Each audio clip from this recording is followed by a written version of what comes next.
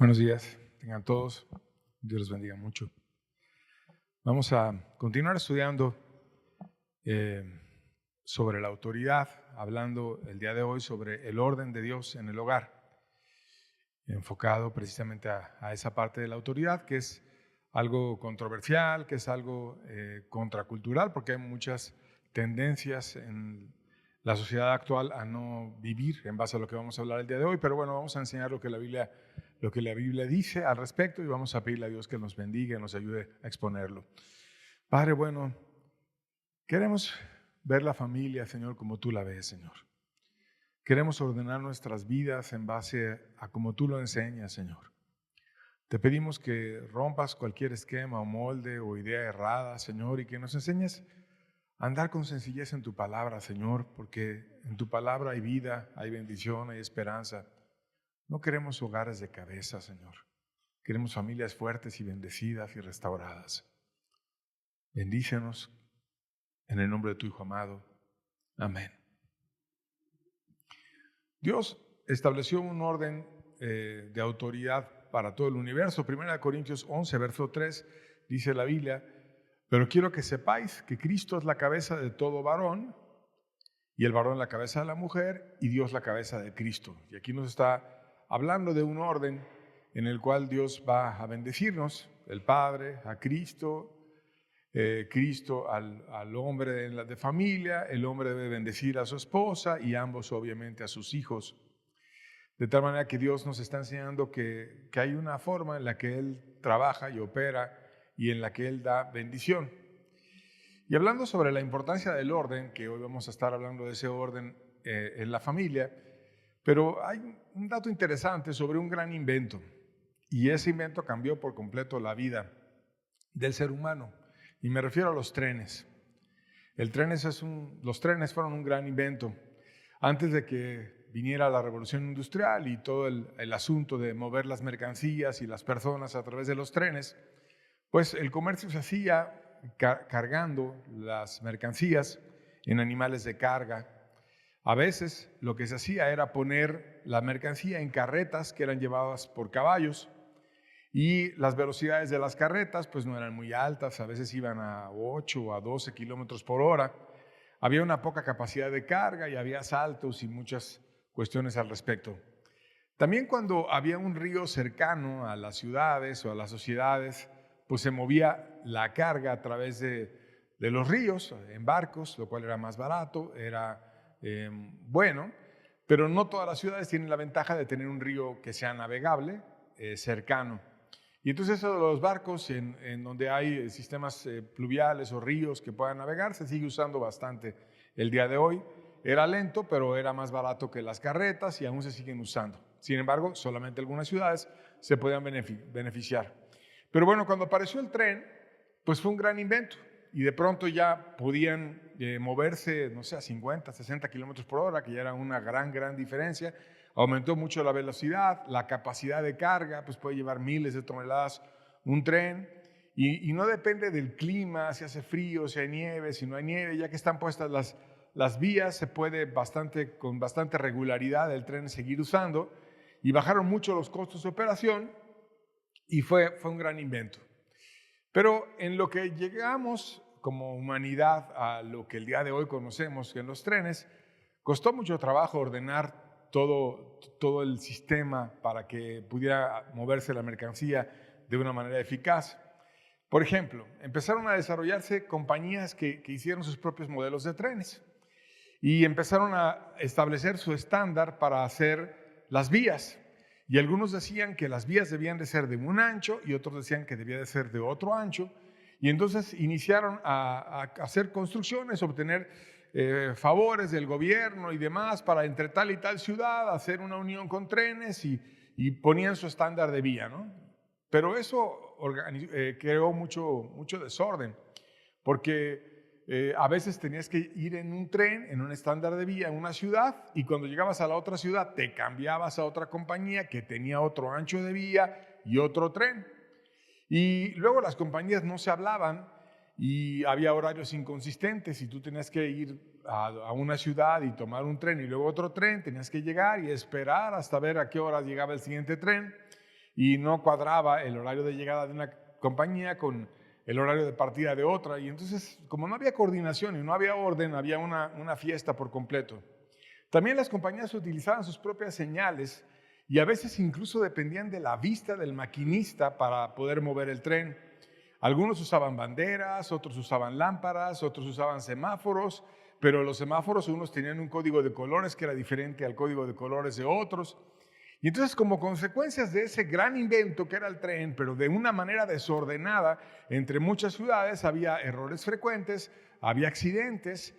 Y hay historias en las cuales los trenes chocaron de frente y hubo mucha gente muerta, o entraban los trenes a túneles y en el túnel todo el mundo, o gran parte de los pasajeros en los trenes se morían, había muchos muertos, o si no había accidentes, había que llegar en trenes cargados de mercancía, tenían un ancho de vía y luego pagar trabajadores para que bajen todo de un tren, lo metan a otro tren y se vayan con otro ancho de vía porque no se pusieron de acuerdo las compañías en poner un ancho de vía que fuera estándar entre todos. Y entonces esa fiesta se arregló porque impusieron un orden ferroviario. Dijeron, a ver, vamos a ponernos de acuerdo todos, nos sentamos en la manera de que vamos a hacer que esto funcione, vamos a ponernos de acuerdo, ¿qué vamos a usar?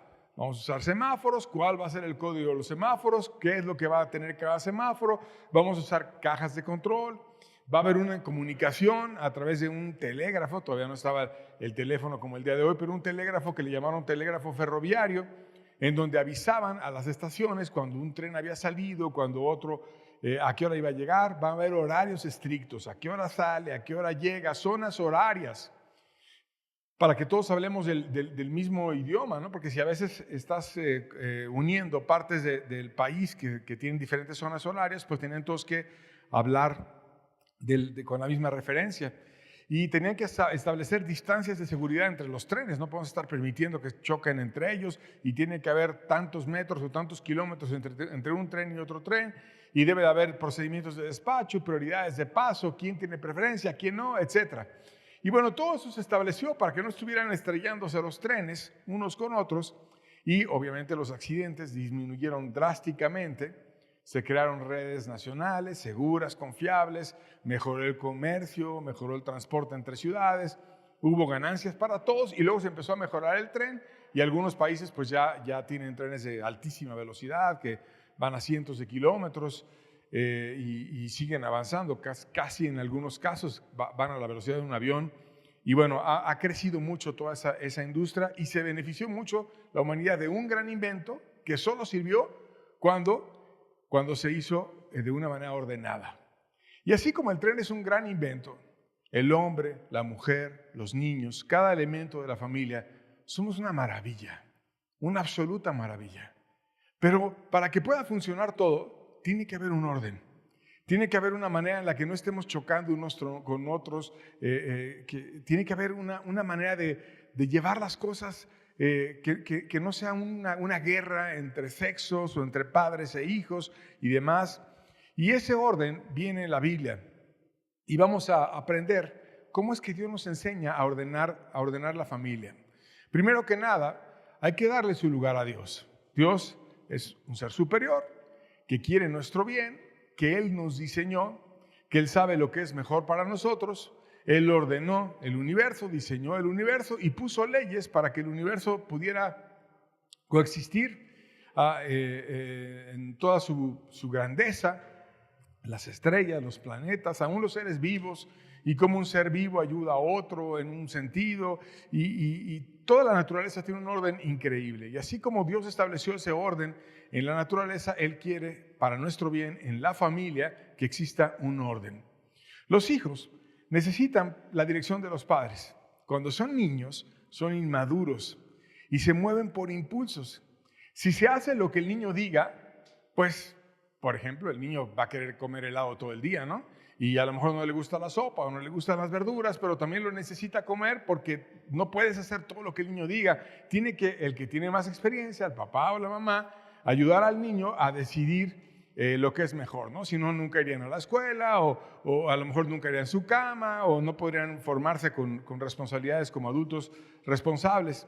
Y así cada elemento de la familia tiene que ir tomando su lugar y su rol y tiene que ser guiado. En la familia debe haber un orden de autoridad.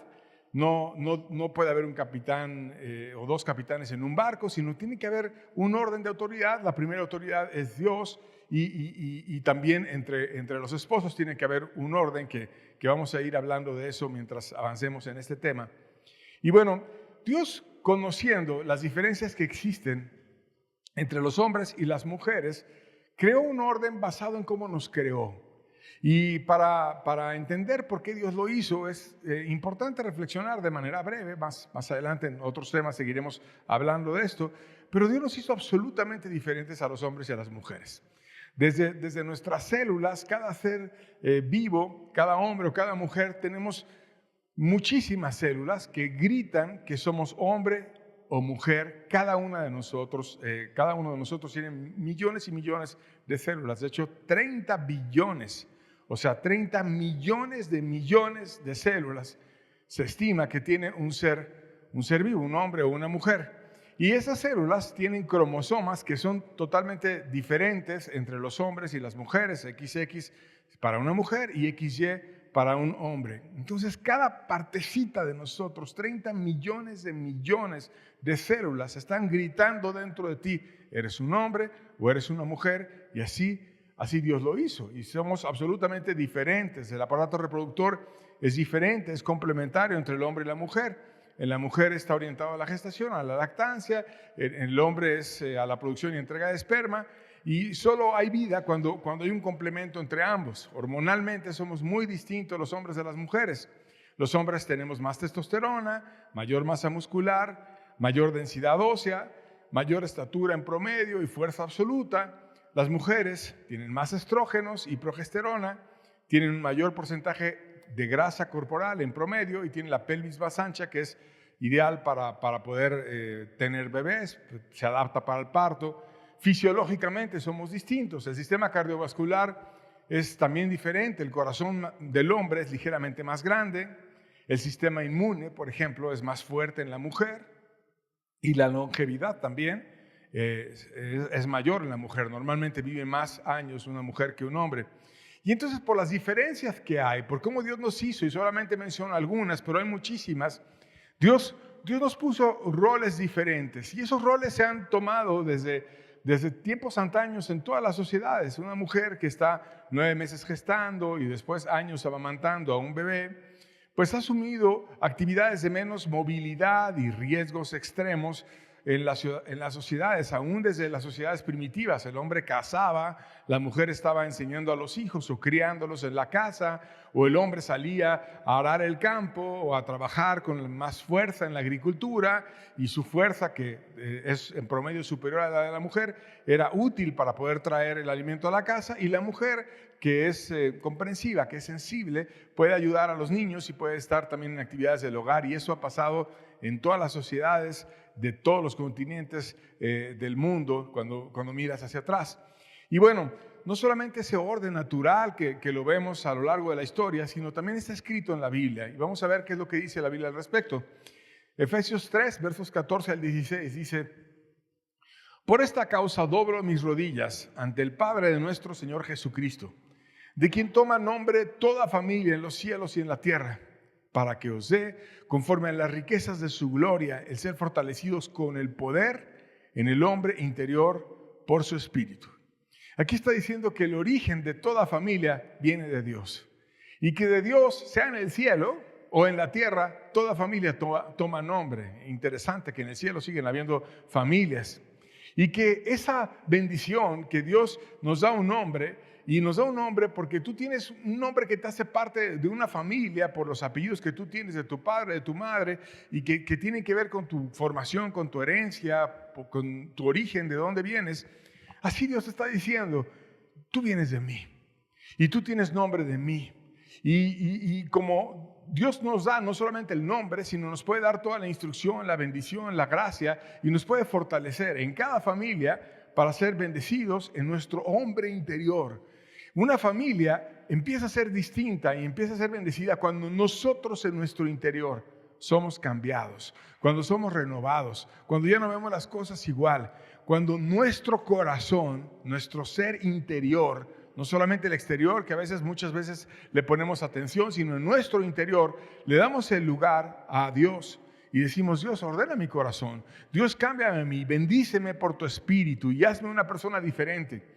Y entonces cuando ese milagro empieza en el papá, en la mamá, en los hijos, el darle lugar a Dios, el empezar a buscar a Dios de una manera renovada, porque Dios tiene un orden para empezar en mi corazón, Dios puede renovarme a mí y después hacer que pueda venir su bendición hacia toda la familia. Nos puede guiar, nos puede bendecir, nos puede fortalecer y nos puede dar su gracia.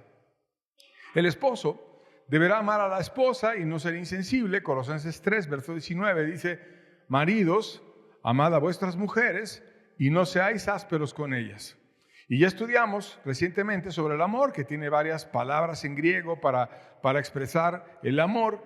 Y aquí cuando dice que ames a tu esposa, es esa palabra famosa que estudiamos, que es el amor ágape, que es un amor sacrificial, que está dispuesto a todo, que no nada más es sírvete de ella o obtén algo románticamente de ella, sino sé una persona que vayas y que sirvas a tu esposa, que tengas un amor comprensivo, que tengas un amor sensible, y que Dios pide que esa autoridad que tiene el hombre sea para servir, para amar a su esposa, para no ser áspero con ella.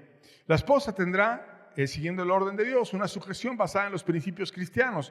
Colosenses 3:18 dice: casadas, estad sujetas a vuestros maridos como conviene en el Señor. Fíjate que dice como conviene en el Señor. No es un respeto de una manera servil, sino en el orden de Dios, como conviene en el Señor, nunca permitiendo abusos o golpes o relaciones tóxicas, pero dejando en ese amor que debe estar dispuesto el hombre a dar, como Cristo a la iglesia, dejando ser guiada, amada y cuidada. Y en cuanto a los hijos, Dios les pide obediencia a los hijos. Efesios 6, versos 1 al 3 dice: hijos, obedecer en el Señor, a vuestros padres, porque esto es justo. Honra a tu padre y a tu madre, que es el primer mandamiento con promesa para que te vaya bien y seas de larga vida sobre la tierra. Y aquí cuando nos está diciendo la Biblia hijos, en griego también se puede traducir. De hecho, hay otras traducciones a varios idiomas que los traduce como niños. Niños. Como si el apóstol Pablo estuviera de repente enseñando a la iglesia y le dice a los niños: niños, obedezcan a sus padres porque esto es justo. Y luego los anima, porque la Biblia dice que tú honras a tu padre y a tu madre, y de los 10 mandamientos es el primer mandamiento que tiene una promesa. O sea, no solamente es el obedecerlo, sino es que hay una promesa grande ahí detrás de que tú honres a tu padre y a tu madre, y es que te va bien, que Dios te va a dar una larga vida y que te va a ir muy bien en la tierra. Entonces, para que tú seas un niño que crezca, que seas bendecido, pues honra a tu padre, obedece a tu padre, honra a tu madre, y tiene una promesa y quiero que te vaya bien. Y es interesante leer la parte en griego cuando dice hijos, que se traduce al español en la Reina Valera como hijos, pero que en otras versiones se traduce como niños. Porque en realidad Dios le pide obediencia, o nos pide obediencia a los padres cuando somos niños. Un niño, cuando es pequeño, hay muchas cosas que no puede hacer, y entre más pequeño es, menos decisiones toma. Cuando es un bebé no decide ni lo que come, no decide ni lo que se pone. Tú decides si se viste de amarillo, de azul, de rosa, de lo que sea. El padre y la madre deciden todo absolutamente del hijo. Pero mientras va creciendo, se va haciendo un niño, va empezando a tener sus gustos, sus ideas, qué le agrada, qué no le agrada, y como quiera sigues decidiendo muchas cosas. Pero mientras va avanzando el tiempo, ya después va teniendo inclinaciones personales, si le gusta un deporte o si le gusta otro deporte, o si a lo mejor quiere estudiar una profesión o quiere ejercer un oficio o quiere tener ciertos amigos u otro, y cada vez se va retirando más el padre y la madre, y el hijo va tomando sus propias decisiones, hasta que llega o debería de llegar a una mayoría de edad en la que ya es un adulto funcional. Y entonces ya no necesita el que papá o mamá le esté diciendo todo, porque él ya es un adulto que puede decidir qué le conviene y qué no le conviene. La Biblia le pide siempre que honre a su padre y a su madre. Eso es toda la vida. Siempre le deberá honor, un lugar especial, un lugar de alta gratitud y estima a su padre y a su madre. Eso será siempre. Pero la obediencia no es siempre. No es siempre. Entonces, cuando es un niño pequeño, va a obedecer en todo y es normal, porque si no, pues a lo mejor lo llevas tú a estudiar algún arte que quiere, a estudiar música, y de repente no le dan ganas y no va a querer ir. Y entonces el papá o la mamá le va a decir, no, a ver, tú te comprometiste y dijiste que ibas a ir y ahora vas y vamos a ir. Y así nos pasó a nosotros con nuestros hijos, con Gerardo, por ejemplo, que toca la guitarra y otros instrumentos. Después ya de adulto te dice, oye, muchas gracias. A su mamá le decía, muchas gracias que no me dejaste cuando yo no quería ir, no me dejaste de llevar. Me seguiste llevando y yo me rebelaba y no quería, pero tú fuiste constante.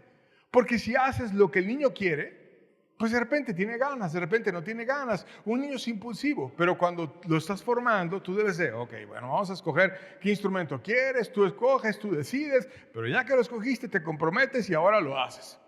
Igual para ir a la escuela o para aprender a leer, a escribir o cualquier situación, los padres deben de ir guiando al hijo y no puede ser el hijo el que decida.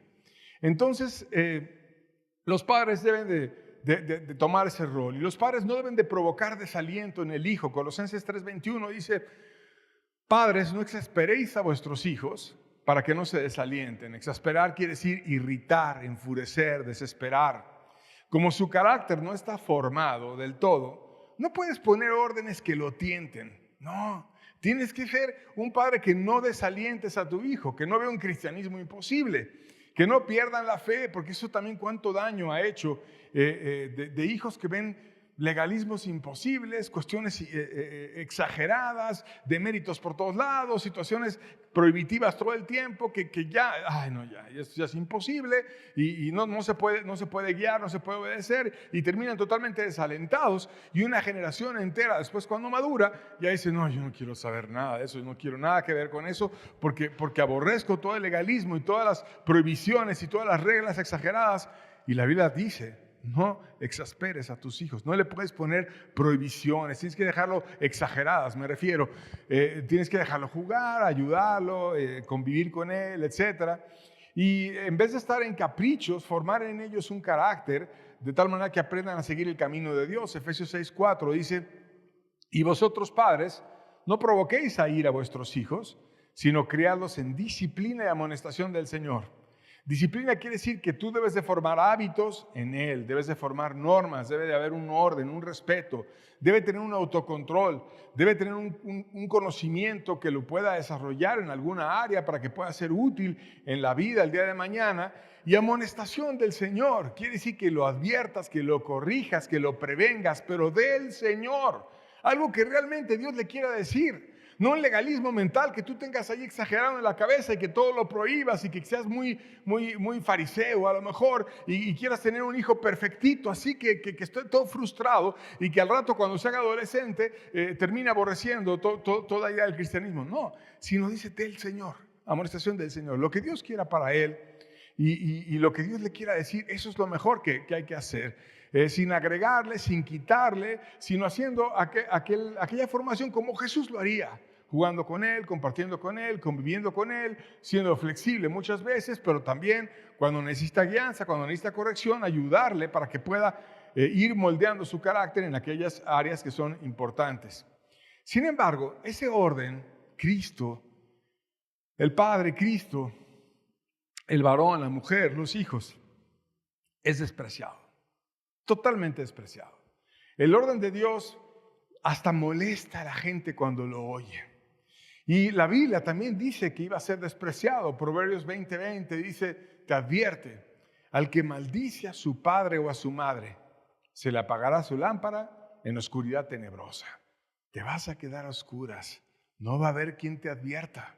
Y como el orden de Dios es despreciado, Dios te advierte.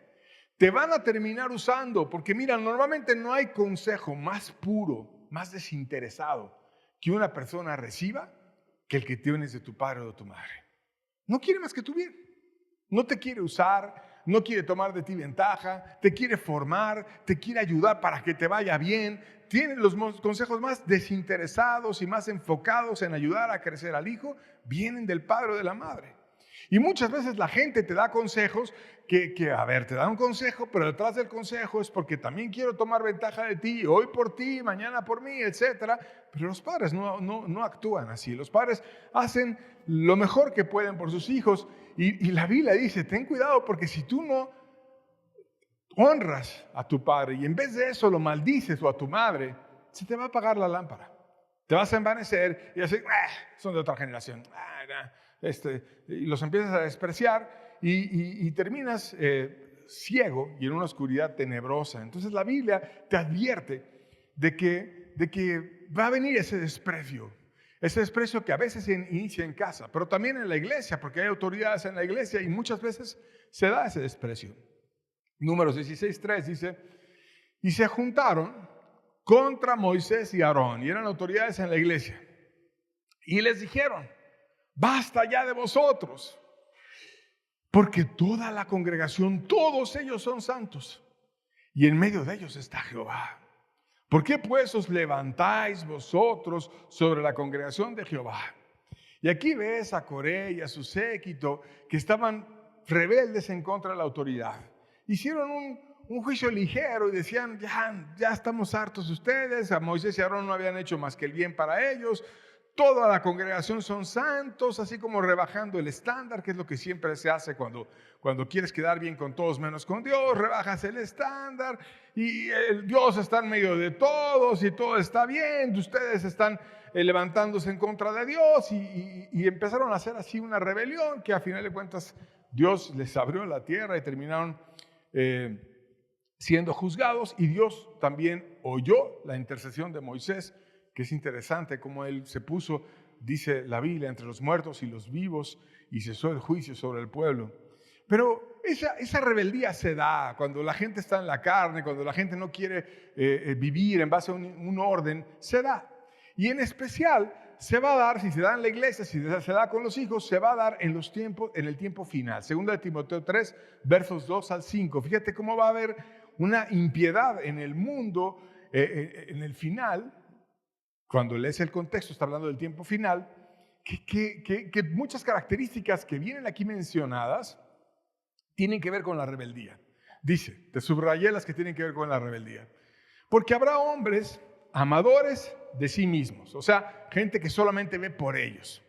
Avaros, vanagloriosos, soberbios. Como son soberbios, no perciben a nadie digno de que los dirija. Luego dice blasfemos, desobedientes a los padres. Claro, desobedecen a sus padres, si ni en su propia casa respetan. Pues, ¿qué van a respetar a otra autoridad cuando no puede respetar ni a tu madre o a tu padre? Ingratos, impíos, sin afecto natural, implacables.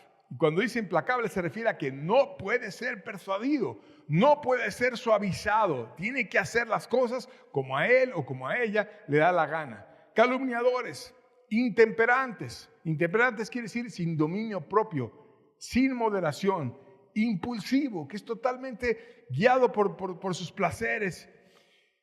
Y la Biblia lo describe. Después dice crueles, aborrecedores de lo bueno, traidores, impetuosos. Impetuosos se refiere a una persona con gran fuerza e intensidad, que no tiene control, autocontrol, que no tiene dominio propio en el contexto. Y luego dice infatuados, amadores de los deleites más que de Dios. Y Dios es la máxima autoridad. Y entonces desprecian a Dios, aman el placer y aman los deleites y a Dios lo hacen a un lado. Y fíjate cómo están llenos de hipocresía, que cuidan su imagen, que tendrán apariencia de piedad, pero negarán la eficacia de ella. A esto se evita. O sea, que van a parecer obedientes, que van a parecer como que sí respetan la autoridad, que cuando tú hablas con ellos te dicen sí, sí, y parecen así como muy atentos, casi como si sacaran una nota para ver lo que tú le vas a decir, escribirlo, sí, cómo no así, pero hacen lo que se les da su regalada gana, que solamente en apariencia simulan respetar la autoridad, pero que por dentro son soberbios, deshonran a sus padres, son implacables, son intemperantes, son impetuosos, aman los placeres y no a Dios ni a ninguna autoridad, son hipócritas, y esa característica se va a dar mucho en el tiempo final. Y en especial en el tiempo final se está rompiendo el orden de autoridad. Y como se está rompiendo ese orden que Dios puso, vamos a recordar cómo fue cuando todo funcionaba bien, cuando el hombre caminaba con Dios, y cómo inició ese romper el orden de autoridad. Bueno, se inició por el diablo cuestionando la autoridad y sus intenciones. Génesis 3, en el Edén, el hombre caminando con Dios, versos 1 al 3. Dice, pero la serpiente era astuta más que todos los animales del campo que Jehová Dios había hecho, la cual dijo a la mujer: ¿con qué Dios os ha dicho, no comáis de todo árbol del huerto? Y la mujer respondió a la serpiente: del fruto de los árboles del huerto podemos comer, pero del fruto del árbol que está en medio del huerto de Dios no comeréis de él, ni le tocaréis para que no muráis. Y aquí vemos al diablo cómo está destruyendo esa relación que había entre el hombre y Dios. ¿Y qué es lo que hace el diablo? Cuestiona la autoridad. ¿Con que Dios te ha dicho que no comas de todo árbol del huerto? Dios no había dicho eso. Y Eva contestó: bien, pueden comer de todo árbol del huerto, solo uno era el que no podían comer. Pero ¿qué es lo que te hace cuando cuestiona la autoridad? Obedecer a la autoridad es muy pesado. No puedes comer de todo árbol del huerto. No eres libre. Obedecer a Dios es pesado. Y la mujer pasó esa primera prueba, pero el tentador persevera y empieza entonces a meter engaños porque quiere que el hombre caiga y rompa esa línea de autoridad. Génesis 3, versos 4 al 5, seguimos leyendo, dice: entonces la serpiente le dijo a la mujer: no moriréis, sino que sabe Dios que el día que comáis de él serán abiertos vuestros ojos y seréis como Dios, sabiendo el bien y el mal. ¿Y aquí qué está haciendo? Niega la autoridad. Niega la autoridad, no solamente la cuestiona, sino que la niega. Dios había dicho que iban a morir. Aquí el diablo dice: no vas a morir. Y sabemos que el día de hoy Adán y Eva no están con nosotros. ¿Por qué? Porque murieron. Porque como Dios dijo que iban a morir, terminaron muriendo. Pero no era así su vida al inicio. Su vida era para que no murieran nunca. Pero el diablo viene y te dice: no morirás. Y te ofrece, primero le pega a la autoridad de Dios y luego te ofrece algo engañoso para que te animes a romperla. Serás como Dios. Vas a ser como Dios. Imagínate, Eva, voy a ser como Dios. Vas a tener experiencia entre el bien y el mal. Vas a poderlo probar. Vas a saber si vale la pena. Vas a conocer lo que Dios conoce. Vas a ser como Dios. Y entonces, tú sabes la historia. Cae, va con Adán, cae, luego los dos son juzgados, salen del huerto, etc. Y empezaron a humillarse y a buscar una demanda de protección. Y hubo una restauración en ellos, porque al final de cuentas se escribió la Biblia, porque después vemos que Caín y Abel estaban yendo a hacer sacrificios a Dios y buscando. Entonces, ¿quién les enseñó eso? Pues obviamente sus padres. Y empezaron a cubrirse, que al principio estaban desnudos, pero después se cubrieron con animales, que muchos interpretan que hubo un sacrificio y las pieles de animales para ellos, y ellos ofrecieron ese sacrificio para cubrir sus pecados, y Dios les enseñó de una manera diferente a relacionarse con Él. ¿Por qué diferente? Porque primero estaban en el Edén con Él, no me valoraste, vino el diablo y te tentó, y tú no quisiste hablar conmigo. ¿No quisiste preguntarme? Oye, padre, la serpiente me está diciendo esto. ¿Tú qué dices? Si tenías la duda, o ve con Adán y habla con él, y luego los dos vienen con Dios y le preguntan: oye, ¿puedes sacar a la serpiente de aquí? O no sé, alguna otra cosa pudo haberse hecho.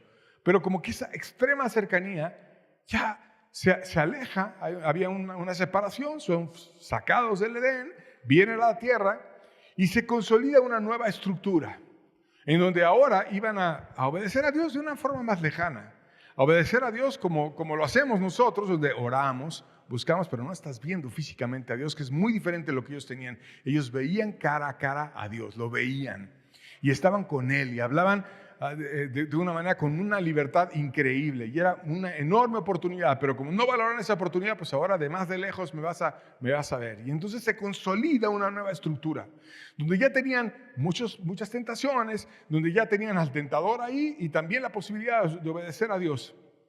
Todo esto te enseña un ciclo, obsérvalo bien, de cómo cambiar la autoridad, o cómo provocar una situación que rompa el sistema o que debilite el sistema. Primero, se debilita o se desaparece a la autoridad reconocida.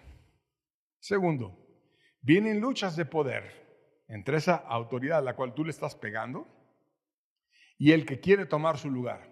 Tercero, la sociedad o el grupo demanda una estabilidad. No podemos estar sin autoridad, hay una fiesta, etcétera, demandamos una autoridad. Cuarto, se consolida una nueva estructura jerárquica. Eso siempre pasa cuando se cuestiona la autoridad. Vamos a ver un ejemplo. En la Revolución Mexicana, se debilita o desaparece una autoridad reconocida. ¿Quién estaba antes y quién era la autoridad por mucho tiempo en México y era una figura muy importante y llevaba el gobierno como en algunos puntos buenos, en algunos puntos no buenos? Porfirio Díaz. Muchos años fue la autoridad. Luego surgen luchas de poder. Carranza, Madero, Huerta, Zapata, etcétera, y empiezan a pelearse unos con otros, a veces tienen unas ideas, luchas de poder. La sociedad demanda estabilidad. No podemos estar así, no puede haber uno, el Centauro del Norte y otros en el sur, no puede estar todo el mundo peleándose, necesitamos estabilidad. ¿Qué estabilidad? La Constitución de 1917. Una nueva Constitución, tenemos que tener un orden, no podemos estar siempre peleando, etcétera, y se consolida una nueva estructura jerárquica. Ahora ya no va a haber un presidente que dure por siempre o vitalicio, sino va a haber un cambio de gobierno cada 6 años y un partido que duró mucho tiempo en el poder, una nueva estructura jerárquica. Eso pasa en México, pasa en donde sea y pasa también en la familia. Se debilita o desaparece la autoridad reconocida y eso está pasando en la sociedad del día de hoy. ¿Qué te dicen? Los hombres son unos tontos, los papás son de otra generación. Es ridículo lo que te piden, no te entienden y están debilitando la autoridad, Surgen luchas de poder, la guerra entre sexos, el machismo contra el feminismo, los padres contra los hijos, que dice la Biblia que se levantarán los hijos contra los padres y los matarán. No hay autoridad en la casa, cada quien hace lo que le da la gana. Se demanda un nuevo orden. ¿Cuál orden? No, pues yo hago lo que quiero, tú haces lo que quieres, etcétera. Y se consolida una nueva estructura jerárquica. O la anarquía.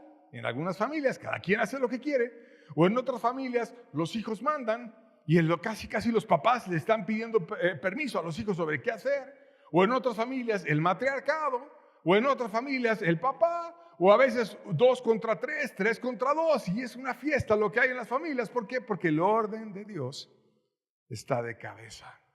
La sociedad ataca el orden de autoridad establecido por Dios en las familias. Debería de iniciar en Dios. Pero Dios es ignorado y no es tenido en cuenta. Sus opiniones no valen, como dice la Biblia, no hay Dios en ninguno de sus pensamientos. Se busca convenencieramente a Dios. Cuando hay problemas o crisis, Dios, ayúdame. Cuando te van a operar y te van a meter ahí al quirófano y sabes que a lo mejor sales muerto de ahí. Y todo el mundo le pasan esas ideas. Y entonces dicen, oren por mí, ayúdenme, etc. Y ahí sí te acuerdas de Dios, pero luego sales bien de la operación y ya, Dios, no hay en ninguno de tus pensamientos, Dios. No es respetado Dios como creador.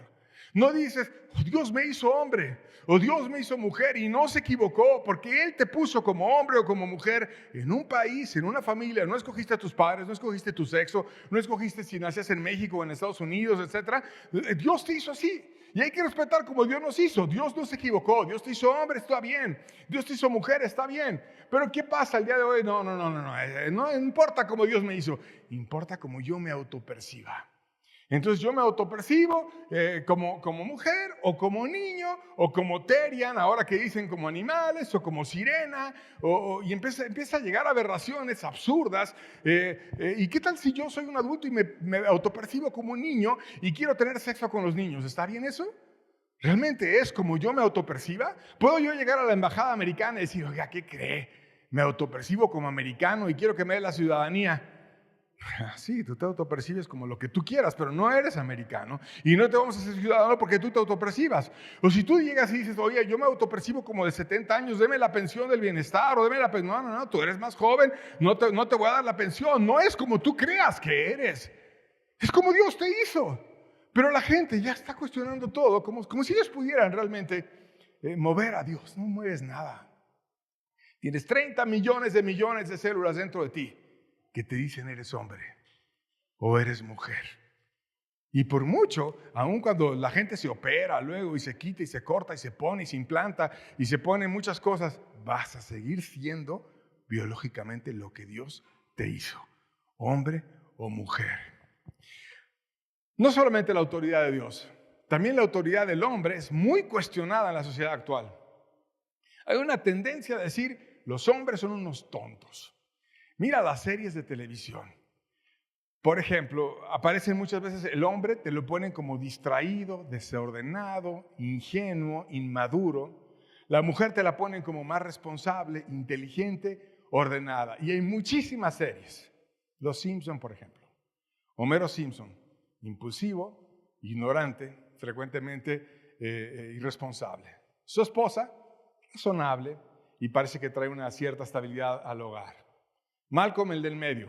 Hal, el padre, emocional, infantil, excéntrico. Lois, la madre, estricta, fuerte, y quien realmente dirige la casa. Un matriarcado. Y síguele poniendo las series. Y analiza al padre, analiza a la madre. La sociedad te está enseñando, los hombres son tontos, los hombres son tontos, los hombres son tontos, los hombres son tontos. La mujer debe estar empoderada. Hay cada vez mujeres más masculinas y hombres más afeminados. Muy común que las mujeres que asuman los roles de hombre muchas veces acaben solas. Y están ahora marchando por sus derechos, y yo no estoy obviamente en contra de que los derechos de las mujeres, cuando son derechos legítimos, qué bueno que se les proteja y que se les den muchas cosas, todo eso estamos de acuerdo, pero no ir a destrozar o pintarrajear o romper o hacer cosas que son inadecuadas, no son la manera de pedir las cosas. Y el concepto de una dama verdadera está olvidado. Los hijos el día de hoy hacen lo que quieren. Los hijos también en las series discuten con sus padres. Los padres aparecen como confundidos, como incompetentes o como tontos, y la autoridad familiar se presenta de manera cómica y se cuestiona. El orden de Dios está de cabeza. Es decir, es Dios, el hombre, la mujer, los hijos, es algo que choca mentalmente y a la gente la pone con las uñas de fuera. Pero eso dice la Biblia. Y si queremos restaurar las cosas, vayamos a atrevernos a cuestionar y a decir, voy a hacer las cosas como Dios dice. La invitación es a retomar o al menos empezar a considerar en tu mente, si choca mucho con los prejuicios que tú tengas, el orden de Dios. Analizar tu vida y pensar qué he obtenido de mi vida con el orden que yo he seguido y por qué no hacer las cosas diferentes para obtener resultados diferentes. Porque si sigues haciendo lo que has estado haciendo, pues seguirás obteniendo los resultados que has estado obteniendo. Y si somos sinceros, ¿qué resultados has obtenido? ¿Por qué no retomar el orden de Dios en una autoridad real? Como dijimos la semana pasada, no una autoridad basada en un autoritarismo tiránico, sino una autoridad basada en el servicio. Porque la autoridad no es, yo soy el jefe, sírvanme, tráiganme el café, díganme qué hacer y trae a todos como esclavos. Eso no es. Cristo es la máxima autoridad y vino a servir. Entonces cuando decimos el orden de autoridad en la casa es para servirnos unos a otros. No es para que el hombre sea como, no sé, ahí mandando a la esposa y la traiga como criada y él durmiendo todo el tiempo y ahora trabajas y ahora me traes el café y ahora me traes esto. No, no es eso. La autoridad está basada en el servicio. Debe ser protegida, debe ser amada. Los hijos no es para traerlos de esclavos de los padres, sino los hijos deben ser servidos por los padres para que puedan crecer y formarse y levantar hombres de bien. Si no se ejecuta o no se ejerce la autoridad, ¿qué va a pasar? Una anarquía. Cada quien hace lo que le da la gana y así está muchas veces la sociedad. O si es una autoridad sin límites, una tiranía. Y levantas un tirano que hace lo que quiera. Golpea a las mujeres y tú te aguantas, o la mujer también, o los hijos. Es un caos. ¿Por qué no atrevernos a cuestionar las cosas? A leer la Biblia y a vivir como Dios nos pide que vivamos. ¿Por qué no tomar la autoridad y vivirla de una manera renovada? 2 Corintios 13, verso 10, la segunda parte del verso, dice Pablo hablando, conforme a la autoridad que el Señor me ha dado para la edificación y no para destrucción. El apóstol Pablo era un buen apóstol.